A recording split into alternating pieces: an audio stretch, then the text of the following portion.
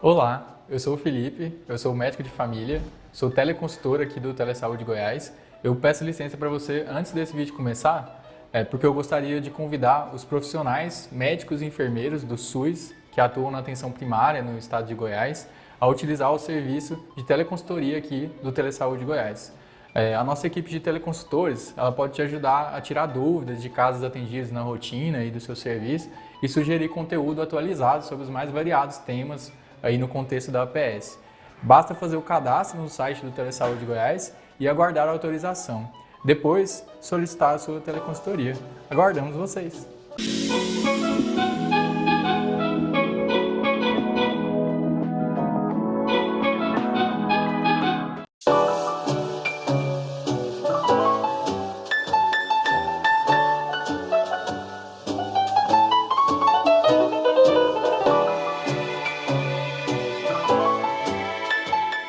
Olá, bom dia. 2025 de boas oportunidades. Eu já estou mudando os meus desejos de novo, porque o ano ele vai ser sempre um novo ciclo. Eu costumo dizer que nós é que temos que ser bons para o período que recomeça, né, a contagem numérica, porque eu penso que, independente da crença de cada um de nós, nós precisamos sempre lembrar que nós devemos ser melhores para nós, sem sermos egoístas, sem achar que somos poderosos acima dos outros, para que a gente possa conviver em paz, em harmonia.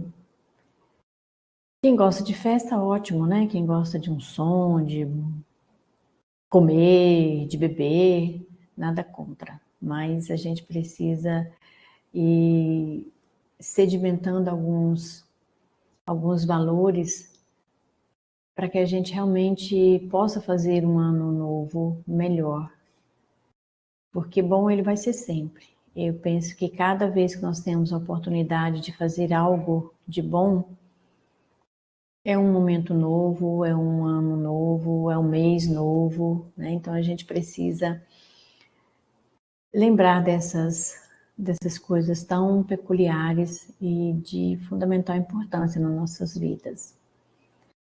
E claro, né, não poderíamos deixar de abordar no janeiro, início aí, falarmos sobre a saúde mental, né? Projeto instituído há algum tempo, e sempre nessas datas eu chamo atenção, né, em todas as minhas falas, aonde eu estiver, para assim, todos os dias nós precisamos cuidar de nós. As datas são como um chamativo, né, uma confirmação e uma chamada de despertamento para que a gente pense nisso. Mas quando eu estava preparando, né, eu achei essa figura fantástica. E eu estou fazendo, né, eu sigo um psicanalista que ele está falando para a gente sobre meditação. E a pergunta é, será que a gente precisa ter essa posição física, né, essa postura física para meditarmos sobre a nossa saúde mental? E eu achei muito interessante quando ele trouxe um livro, né, A Arte de Sentar, que não necessariamente você precisa estar sentado para fazer uma meditação sobre a sua vida, sobre quem é você, como você está atuando, né, nesse momento, nesse instante chamado vida. Porque cada um tem uma crença sobre a vida e sobre a morte. Coisa que a gente não pode deixar para lá, né? Não é possível deixar a morte para lá. Ela faz parte da vida. E muito nesse despertar, nesses novos valores que nós vamos conhecendo e trazendo para a gente pensar, eu resolvi perguntar para mim mesma, como está a minha saúde mental? Num processo de envelhecimento, num processo de mudanças radicais, né? Por que radicais? Porque nós vamos introjetando culturas diferentes, conhecimentos diferentes, e nós vamos nos dando conta que nós estamos em transformação. Agora mesmo comentava com uma pessoa, né? Mudança é a única certeza que nós temos. Como nós vamos lidar, como nós vamos estar nas mudanças, aí sim é uma situação para se pensar, para se avaliar, para valorizar esses momentos, porque mudanças nós temos constantemente. Hoje amanhecemos diferente de ontem, e com certeza amanheceremos amanhã diferente de hoje. Embora muitas pessoas achem que a gente não muda, que fulano é turrão, cabeça dura, em algum momento do dia nós mudamos. Nós mudamos de opinião, nós mudamos a visão sobre determinada coisa, determinado fato, sobre as notícias. E o convite que eu sempre faço, e faço para mim em primeiro lugar, é como eu estou fazendo saúde para mim e para as outras pessoas. E nós estamos falando em saúde. Nós somos trabalhadores da saúde, nós somos profissionais da saúde. E no momento em que a nossa vida, às vezes, está desequilibrada, a pergunta que tem que se fazer: como eu estou fazendo saúde para alguém se a minha saúde não está bem? Dá para a gente pensar milhões de coisas. E se todos nós estamos num processo de reencontrar o equilíbrio para a saúde mental, como é que eu estou lidando com os meus pacientes? Como é que eu estou lidando com o meu colega que está adoecido sem que eu me adoeça? Ou se eu começo a adoecer, o que eu preciso fazer para que eu atenda bem aquele que está mais adoecido que eu?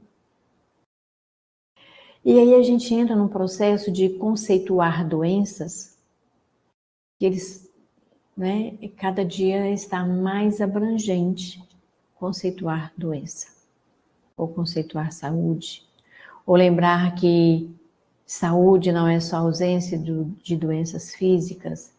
E aí nós vamos nos aprimorando, mas sempre lembrando que nós temos que buscar um equilíbrio, mas não forçar esse equilíbrio como se tudo estivesse bem e na verdade não está. E o que eu faço com isso então? Como é que eu lido com esse não estar bem, precisando estar bem? Marlon Reiki traz sempre para nós, né, a frase do templo, né, do oráculo de Delfos: conhece-te a ti mesmo. Mas não é conhecer a gente, dizer, eu sou assim mesmo, eu sou assim, e faz uma lista, né, de quem somos nós, de quem sou eu. Mas ele traz uma reflexão muito mais profunda, até para a gente responder como é que está a nossa saúde mental.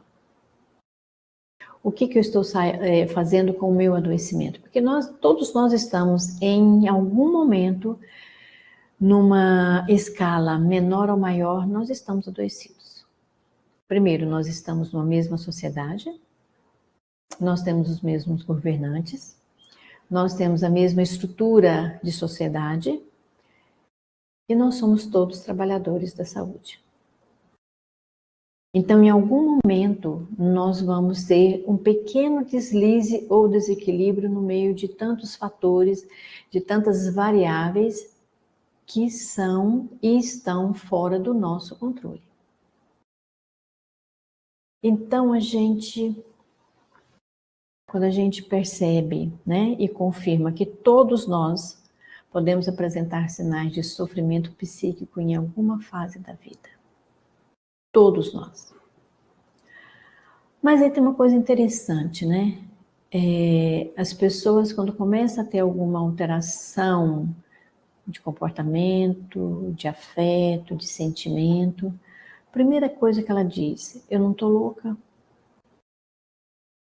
Porque ainda está arraigado em nós o conceito de que eu não estar bem, psiquicamente, emocionalmente, é sinal de loucura.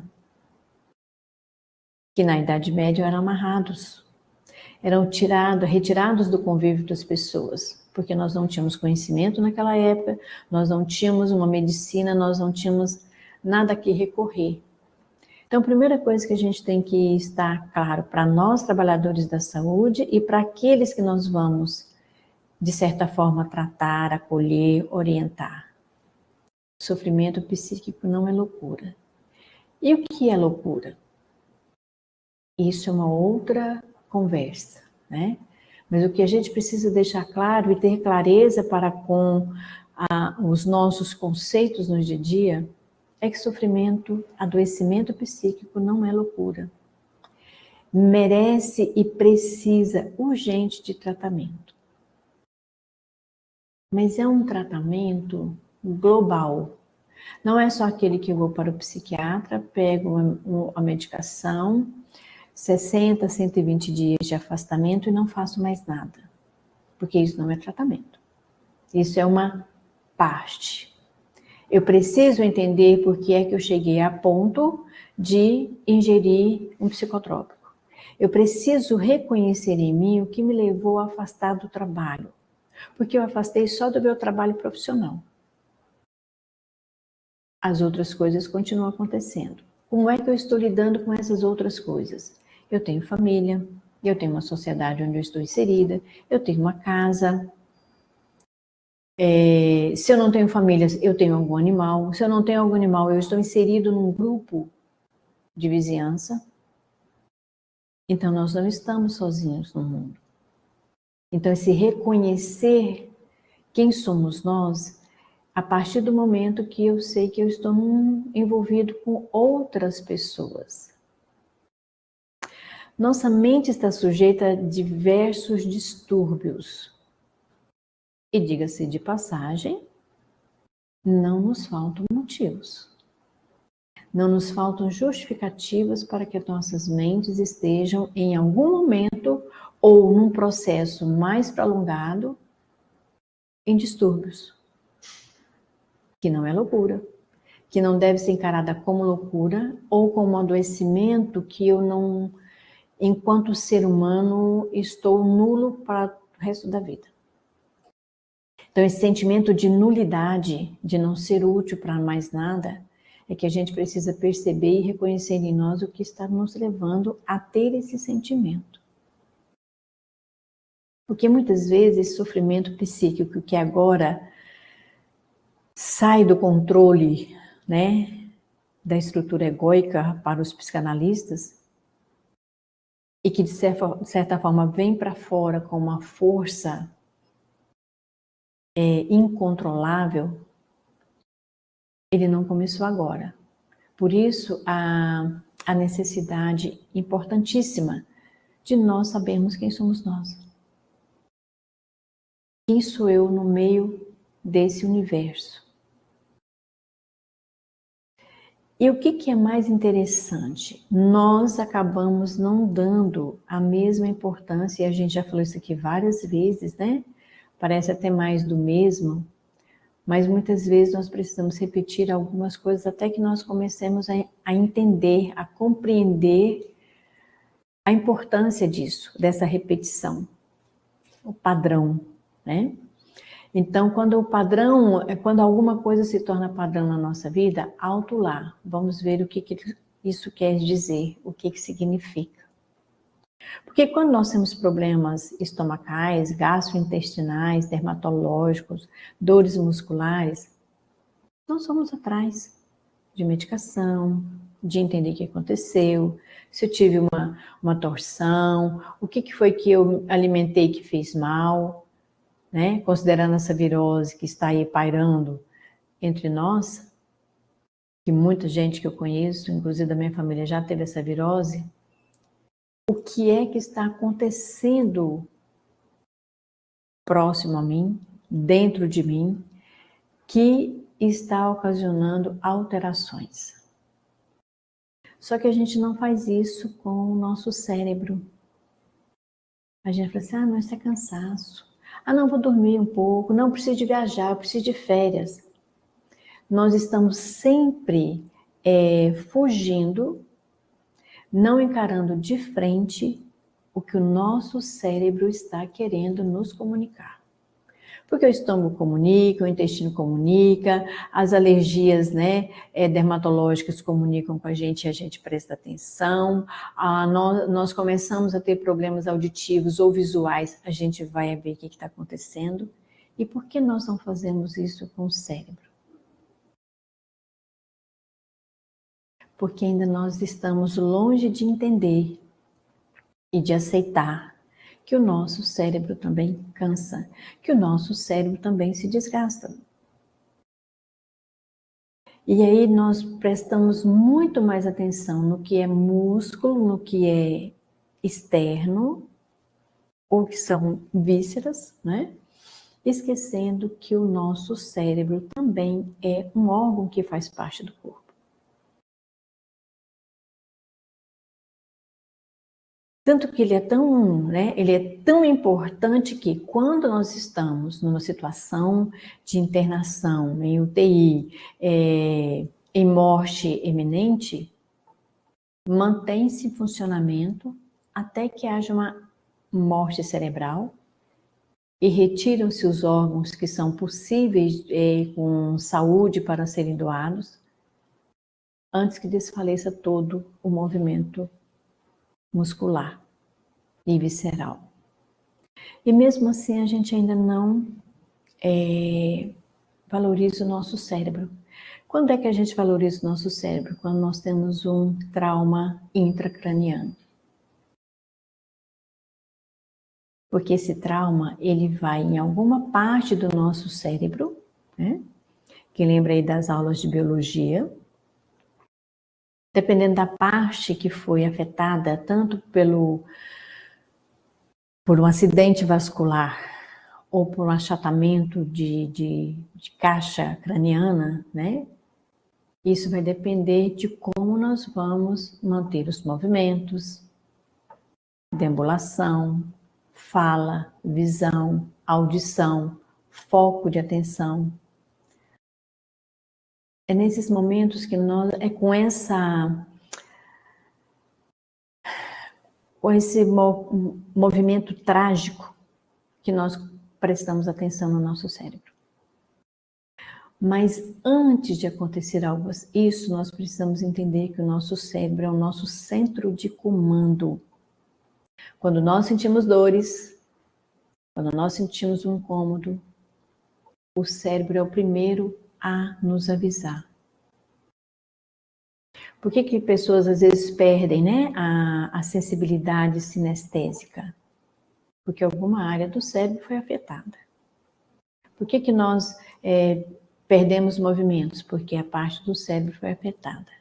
E por que nós não conseguimos entender ainda que os nossos transtornos de adoecimento mental, os nossos transtornos emocionais, afetivos, também passam pelo cérebro? Nós temos um pedacinho lá dentro, né, que chama hipotálamo. O danadinho é tão pequeno e tão responsável por todas as nossas emoções, todos os nossos comportamentos de afeto, desafeto, de explosão emocional, de falta de controle. Todas as nossas emoções passam por lá. Todos os nossos sentimentos, né? O sentimento da emoção que leva a um sentimento mais controlado, menos controlado, mais agressivo, menos agressivo, mais adequado.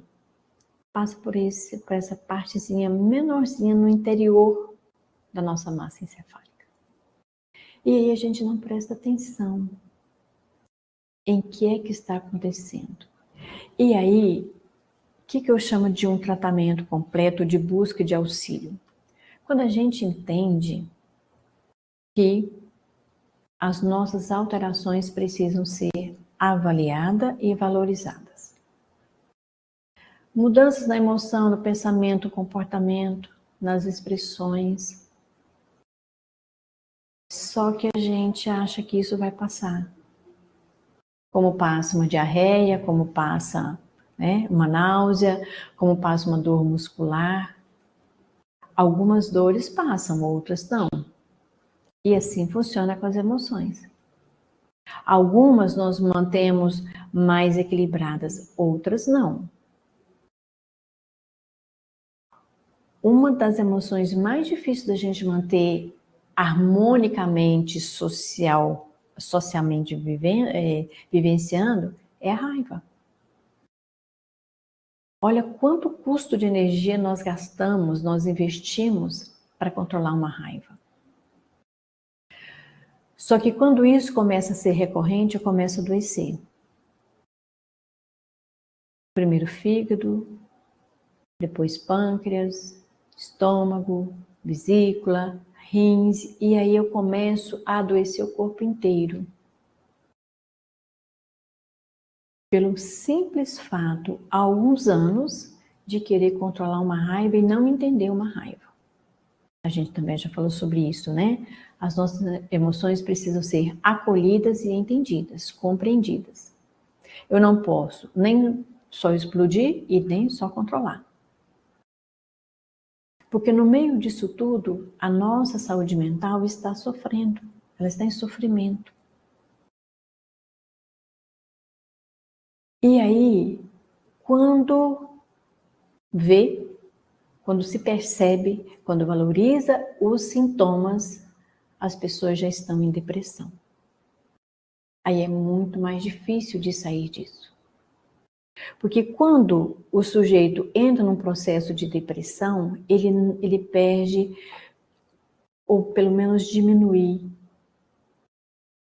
bastante a sua capacidade de discernir o correto, de ter forças físicas e mentais para enfrentar a situação, de acreditar que ele é capaz, principalmente a autoconfiança, a autoestima, elas deixam de existir de uma forma positiva. Então elas são tão rebaixadas no processo de depressão que a pessoa já não consegue mais sair e rever o que deveria ser revisto durante 3, 5, 10 anos. Às vezes nós vamos alimentando um mal-estar que a princípio seria possível de tratar, e nós vamos deixando que isso passe ao longo dos anos como se, para algumas pessoas, isso não fosse tão importante, para algumas outras é o meu jeito de receber atenção, e isso é doença. Né? As pessoas que mantêm o adoecimento porque nesse momento elas recebem atenção, é uma doença muito séria. Embora para a maioria das pessoas, né, que estão ao seu redor, não, isso é querer aproveitar da situação. Não, isso aí sempre foi assim. Ele sempre foi assim mesmo. Uma pessoa carente que precisa adoecer para ter atenção, porque não consegue agir de uma outra forma. Muito dos nossos quadros de adoecimento é um pedido inconsciente e silencioso de socorro. Que nós fomos criados para sermos fortes o tempo todo, e quando nós nos sentimos fracos e não podemos manifestar essa fraqueza e pedir socorro, nós nos adoecemos porque é um jeito de ter atenção. Por isso a colocação da maioria das pessoas, isso é só para chamar atenção, mas é mesmo. E para chamar atenção é um processo de adoecimento muito sério. Por que é que essa pessoa precisa de atenção? Nem ela ainda sabe. Por isso, a importância de um acompanhamento psicoterápico, né? de um acompanhamento com um psiquiatra que ouve, que devolve essa conversa de uma forma esclarecedora, de uma forma que desperta, para que a gente entenda como é que está a nossa saúde mental. Porque quando nós falamos assim, eu estou cansada, eu estou exausto, é o cérebro dizendo para o nosso corpo, para, repense, reavalie, diminua. Porque quando nós sentimos exaustão física, o nosso cérebro já não suporta mais. É por isso que nós estamos exaustos. E aí ainda nós temos, e isso dentro da própria saúde, né? Essa falta ainda de compreensão e de entendimento de que o cérebro, como centro de comando, ele vai dizendo para nós o que está acontecendo. E é o grupo que mais se sobrecarrega fisicamente. E claro, a mente vai ficar cansada e sobrecarregada. Então somos nós onde é possível fazer 2, 3 plantões, além da carga horária de PSF, que são 40 horas. A tendência de nós adoecermos mais cedo é tão proporcional quanto o tempo que nós vamos viver mais. Só que a gente vai viver mais adoecidos. Então, o que nós temos hoje, né, como glamour?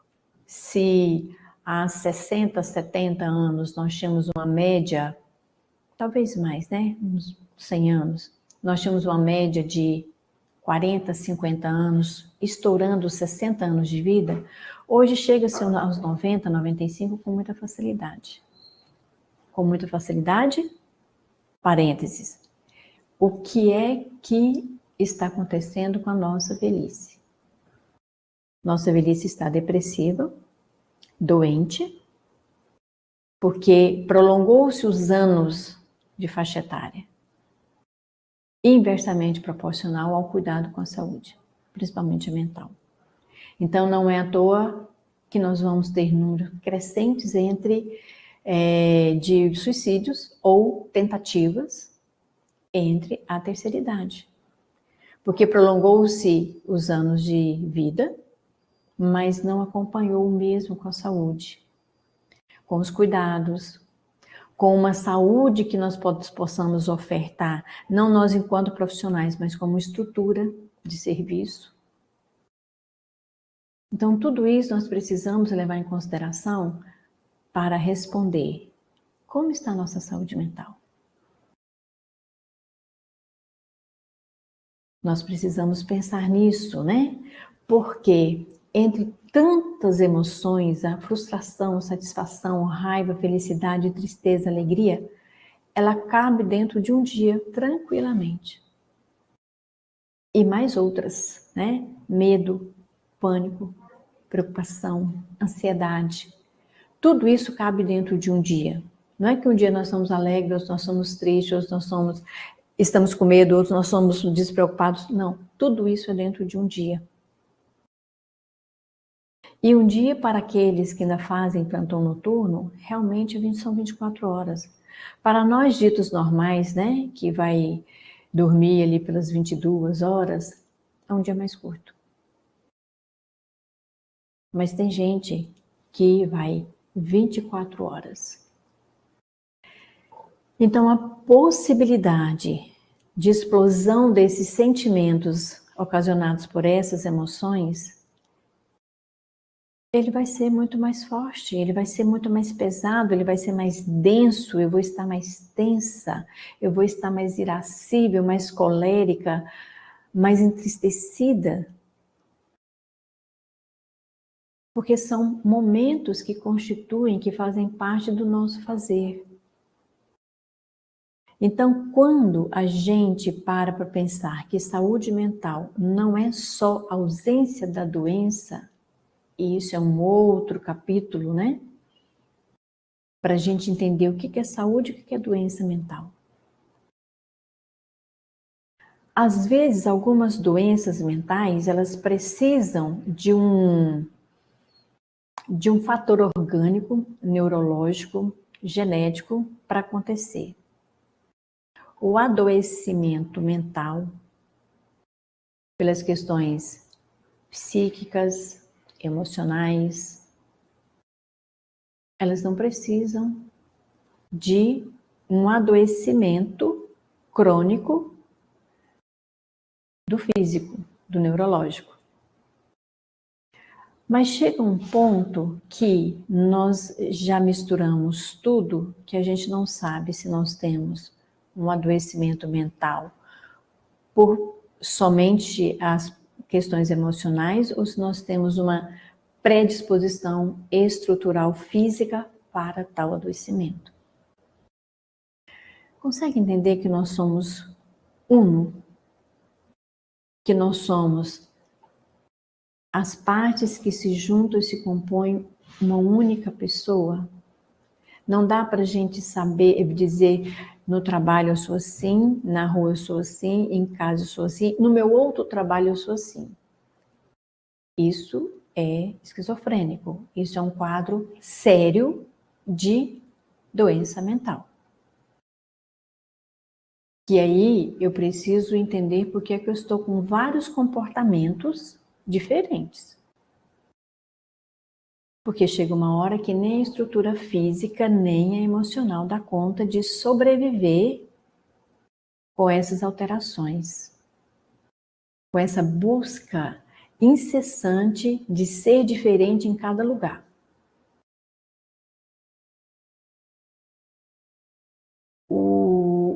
A utilização, o dispêndio de energia que nós fazemos para manter esses quadros funcionando são adoecedores.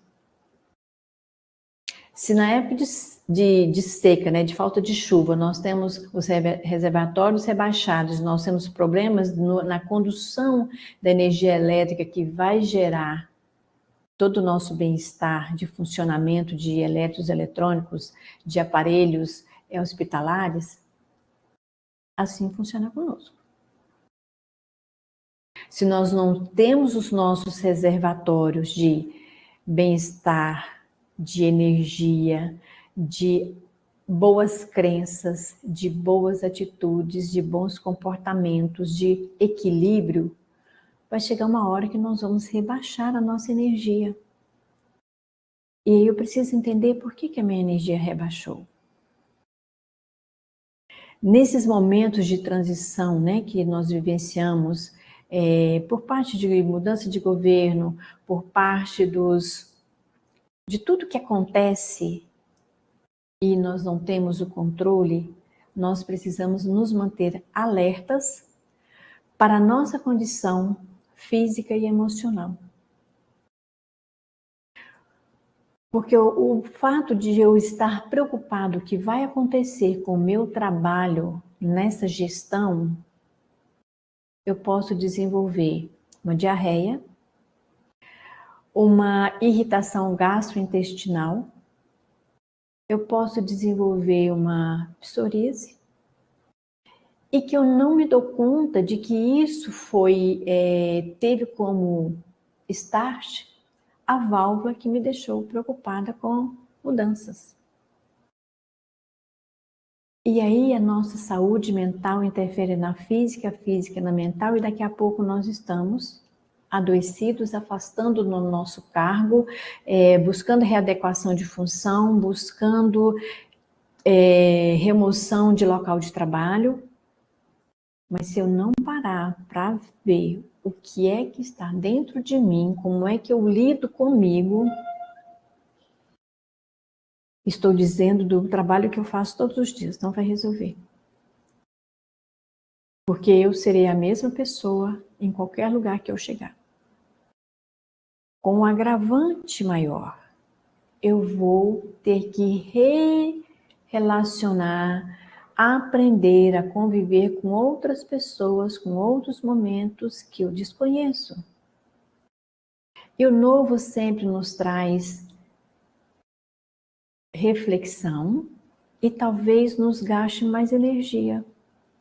Porque eu preciso entender o novo, eu preciso compreender como é que funciona, eu preciso entender aquele grupo, eu preciso conquistar alguns espaços para pertencer e perceber o novo grupo. Então, quando nós não estamos bem, tudo à nossa volta não estará bem. Então, se eu penso, né, que afastando, diminuindo a minha carga horária de preocupação vai me auxiliar, eu preciso utilizar também outros caminhos. Eu preciso acreditar que alguém pode me ajudar. Eu preciso acreditar que determinado profissional vai me fazer bem na condução de uma terapia. Eu preciso acreditar que eu sou capaz de melhorar com a ajuda do outro. Porque se eu não acredito que na minha capacidade, a intervenção do outro não fará menor diferença. Por isso que muitas pessoas não conseguem iniciar um tratamento psiquiátrico com os psicotrópicos porque eles têm receio de se tornarem dependentes da medicação e do que as pessoas vão pensar, que ela enlouqueceu. E o tempo está passando e vai agravando, porque aquilo que eu não trato, nós sabemos, enquanto profissionais, principalmente médicos e enfermeiros, né, odontólogos, que estão mais diretamente na assistência física, do adoecimento físico, se eu não trato, a tendência é só piorar. E aí o grande desafio é nós entendermos que ninguém é perfeito, assim como nós. E o que causa o desgaste? Eu achar que eu sou sempre superior e o outro não consegue. Mas o que eu gasto para mostrar para o outro que eu sou sempre superior na condução, no controle de saber fazer as coisas, eu não sei, porque está lá no inconsciente. Até que esse inconsciente resolve mostrar que você está adoecendo, que eu estou adoecendo. Aí precisa de uma intervenção maior. Então, antes que nós necessitemos dessa intervenção maior, vamos começar a compreender que a partir de nós mesmos não somos perfeitos. E que em algum momento nós vamos ter, sim, alguma alteração mental no sentido de estar cansado, de não saber lidar com a pressão que está acontecendo. E que não posso e nem devo, e que não é a saída, ir para os extremos. Mostrar que eu sou forte 24 horas por dia, ou deixar que tudo aconteça do jeito que quiser e eu me fecho. Porque aí também é adoecimento. Então percebem que o adoecimento, né, que esse mês, essa constituição desse processo do projeto do Janeiro Branco, é para eu parar e pensar no que eu quero daqui durante o ano 2025. Porque eu já aprendi, e falo isso muito para as pessoas, façam metas que você consiga fazer, estabelecer processo, fluxo, reavaliação, replanejamento, porque às vezes as pessoas querem fazer metas para o ano todo, ela não consegue sair do janeiro. Porque no estabelecimento das metas, as pessoas querem recuperar tudo aquilo que não fez no ano anterior.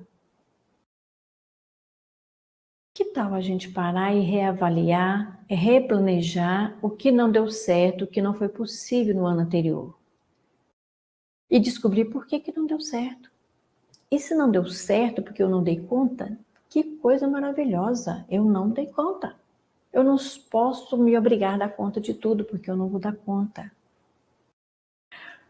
Mas aí eu vou me preenchendo de tantas outras coisas que daqui a pouco eu não estou dando conta de muita coisa. Então nós precisamos nos avaliar, né? Constantemente, porque se nós temos o componente físico, neurológico, genético, biológico dos adoecimentos, nós também temos a nossa forma de comportar, de reagir a determinada situação. Porque olha só, quando eu estou implantando um projeto que alguém fala assim, isso não vai dar certo não, já foi tentado várias vezes. Então veja bem, pessoal, a saúde mental ela é um conceito, né, que muitas pessoas ou acham que é só físico, né, cerebral, constituição biológica, mas tem muito a ver com como a gente relaciona com as exigências que estão à nossa volta e até com as nossas próprias exigências. Conversando com uma pessoa, né, sobre a saúde do trabalhador, sobre o esclarecimento que as pessoas estão deixando de buscar, é muito preocupante quando nós profissionais deixamos de estudar. E cada dia descobre-se doenças diferentes, vírus diferentes, tratamentos diferentes. E o que eu tenho percebido é que nós continuamos, a grande maioria, no mesmo processo do fazer. Dia desse, em reunião com um grupo de ACS, eu falei assim, qual foi a última vez que vocês revisaram os protocolos do Ministério da Saúde sobre a saúde da família? Qual foi a última vez que vocês olharam para as cartilhas de PSF? Então, o meu desconhecimento da minha tarefa também vai me levar a um adoecimento mental, a uma desconexão com aquilo que eu realizo. No trabalho que eu e minha colega realizamos pela Gerência de Saúde do Trabalhador, né, daqui de Goiânia, da saúde, a gente tem percebido e temos pesquisado que quando eu não sei o que eu tenho que fazer no meu trabalho, é um fator de adoecimento.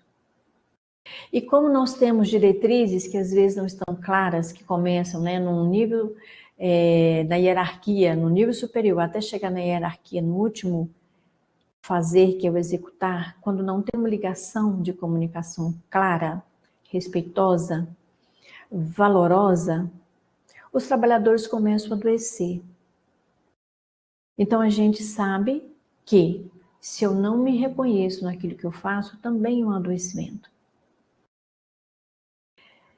Mas para eu me reconhecer, eu tenho que saber que eu preciso buscar esclarecimentos, conhecimentos, conversar com as pessoas, não discutir só um caso, como acontece nas reuniões de equipe, mas descobrir o que pode ser feito para melhorar. Porque às vezes eu continuo fazendo visita, marcando consulta, conseguindo uma escuta especializada, abrindo processo de doação de bens não padronizados. Mas e aí? Qual o resultado disso? Para mim, profissional, e para o paciente que eu acompanho. Estar satisfeito, lembra das nossas palavrinhas? Ter satisfação naquilo que eu faço também ajuda a manter a minha saúde mental funcionando. Conversar com a minha família sobre variados assuntos de outras formas, fora do celular, fora da frente da televisão, mantém a minha saúde mental legal. E eu não preciso sair viajando de férias para que isso aconteça. Muito pelo contrário, eu tenho uma percepção de que as viagens de férias, tem gente que volta mais adoecido, mais cansado, porque não soube organizar esse momento. Então eu preciso pensar se para eu descansar eu tenho que sair de férias e viajando. De repente, ficar de férias em casa, não para fazer reforma física, mas curtindo a sua casa, é um caminho para eu ter uma saúde mental equilibrada. Porque muitas vezes colegas nossos, pessoas que nós conhecemos, gostam das festas, das baladas, do burburinho, porque não conseguem olhar para si em silêncio. Olhar para dentro de nós dá um trabalho, é terapêutico, que é isso que o psicólogo e o psiquiatra vão fazer, conversando, é fazer a gente olhar para dentro. Não é só ingerir a medicação. Não é só achar que o psicólogo não resolveu o meu problema. Ele não vai resolver o seu problema. O seu problema quem resolve é você. Não é o seu chefe, não é o seu esposo, não é a sua companheira, não é quem está do seu lado na equipe, é só você, é só eu que resolvo o meu problema. Às vezes tem dias, né, que eu começo a entrar num processo de ficar irritada, de ficar chateada, eu paro e falo assim, o que é que está acontecendo que eu não consigo aceitar? Porque a nossa vida está cheia de coisas que nós não aceitamos. Aliás, muito mais coisas que nós não aceitamos do que aquilo que a gente aceita, porque nós aceitamos aquilo que nós achamos que é o correto. Nós aceitamos aquilo que é bom para mim. Mas às vezes, a grande maioria vão ter coisas, porque nós estamos numa sociedade de que eu vou dar de frente, vou dar de cara com algo que eu não gosto. E esses são os meus limites que devem ser respeitados, mas avaliados. Porque se eu só quiser que os meus limites sejam respeitados, eu não vou ter convivência harmônica com ninguém. E quando eu não der conta desses limites, que eu saiba procurar uma ajuda para estar bem. E aí eu achei interessante trazer para a gente recordar, né? As doenças mentais mais comuns. Depressão no topo. Ansiedade que abre o caminho. Transtornos alimentares que vêm pela ansiedade. Transtorno bipolar que vem de uma estruturação de personalidade que precisa de acompanhamento.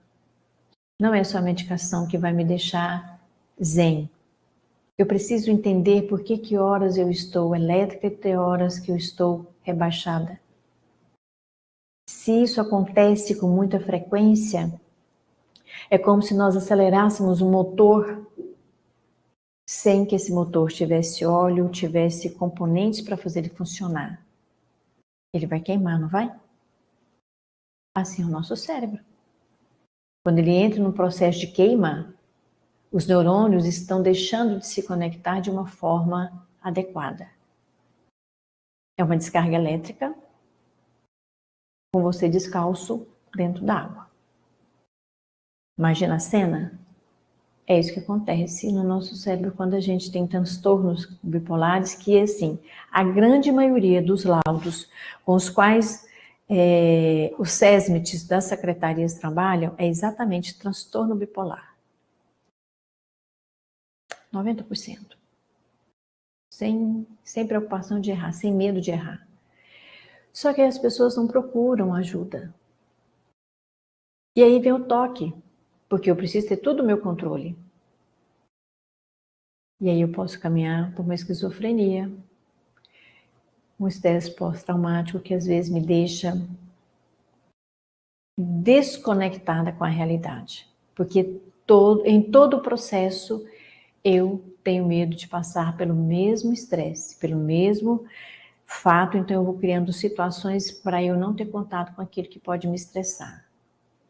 Porque não é possível. Porque viver já é um estresse.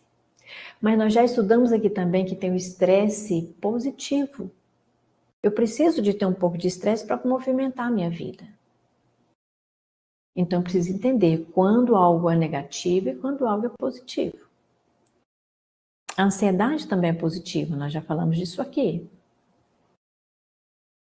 Porque senão a gente vai chegando tão próximo ao limite de tudo, de acabar tudo, que a gente entra num processo limite, um processo borderline, que eu não sei e ninguém sabe que hora que ela vai entrar num processo de loucura total.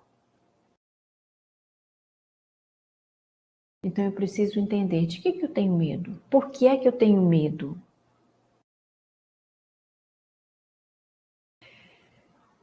Eu já começo a ter preocupação com as minhas colegas que trabalham em saúde mental, porque algumas delas já estão pedindo para sair dos CAPS. Porque realmente, vocês ficar 10, 15, 20 anos no mesmo processo de trabalho, eu preciso de vez em quando dar uma respirada, por mais que eu goste daquilo que eu executo. Então, para a gente encerrar, né, e levar essas reflexões ao longo dos meses, não só no Janeiro Branco, não só lá quando chegar em setembro que a gente fala, né, sobre as questões de autoextermínio, porque quando eu não me cuido, eu estou inconscientemente me exterminando. O autoextermínio ele não precisa ser trágico. Quando eu não me cuido, quando eu vou protelando aquilo que eu sinto sem buscar um auxílio adequado, eu estou me extinguindo. Minhas forças físicas, morais, inteligência, prática. Então eu preciso me acolher, eu preciso saber, eu estou começando esse novo ciclo como? Cansada, né? Porque dezembro foi pauleira. E o que eu posso mudar então nesse janeiro, no dia de hoje? O que eu tenho que rever nas minhas contas financeiras, nos meus compromissos financeiros, o que eu posso me adequar? Porque quem é pai e mãe começa o desespero pelas matrículas, pelos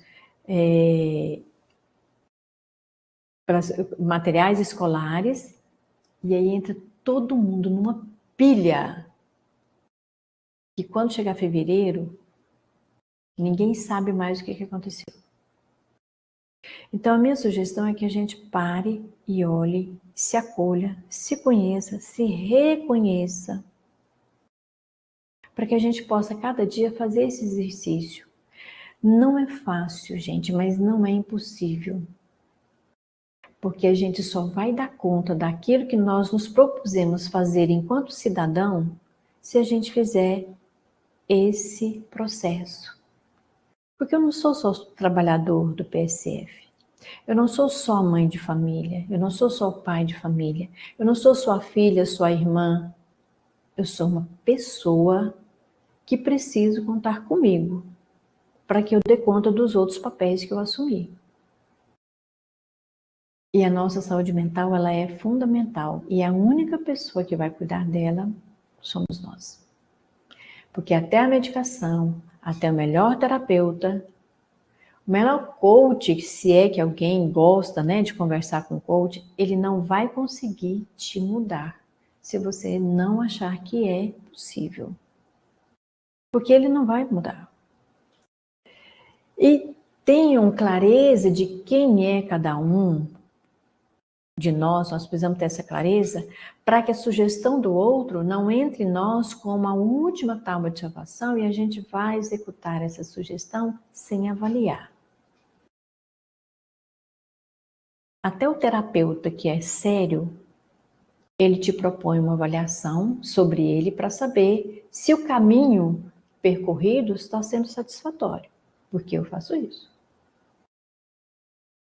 É preciso que o paciente e o profissional façam essa avaliação para ver se está rendendo bons resultados. Porque senão você vai tomar medicação, você vai fazer psicoterapia, você vai fazer qualquer outra terapia holística, qualquer outra coisa que você acredite, mas não está dando resultado. Então, pare e reavalia, né? Até a atividade física que nós estivermos fazendo sem o menor comprometimento nosso, ela vai ficar chata, ela vai ficar enjoada de fazer, ela não vai apresentar resultado, porque eu não estou me colocando naquele fazer. Até uma faxina que nós vamos fazer, se a gente fizer com raiva e brigando, não nos dará satisfação quando a gente terminar. E se a faxina da casa não é fácil de fazer, a nossa é mais complexa. Mas, para a gente lembrar dos nossos componentes internos, vamos lembrar da animação do filme Divertidamente? As emoções estão lá, convivendo de acordo com o que nós buscamos equilíbrio. Que tenhamos a facilidade e a habilidade de lidar com os novos dias que chegam, com os novos desafios, com esse novo ciclo. Muito obrigada.